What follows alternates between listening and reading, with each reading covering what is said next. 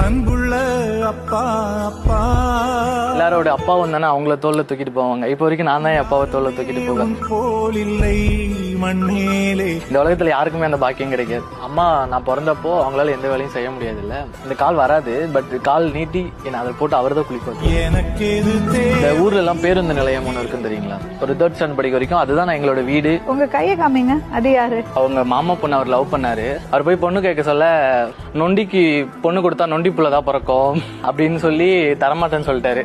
But ஆனா அவர் ஒண்ணு பண்ணாரு. நான் பிறந்ததுக்கு அப்புறம் அவங்க கிட்ட கூட்டு போய் என் புள்ள பறா எப்படி ஓடுறா, தோழனே நனி தோளும் கொடுத்து. எங்க அம்மா கிட்ட ஒரு கிராம் கூட தங்கம் கிடையாது. நான் கேட்பேன் இந்த தாலி எங்கம்மா அப்படின்னு. இல்லடா அது கவரிங் தான். சிவசங்கர் சம்பாதிச்சு அவங்க அம்மாக்கு தாலி வாங்கியிருக்காரு. அந்த தாலியை அவங்க அப்பா கையால அம்மாக்கு கெட்டணும்னு ஆசைப்படுறாரு. பச்சரிசி புடிச்ச அம்மா விளக்கு அரைச்ச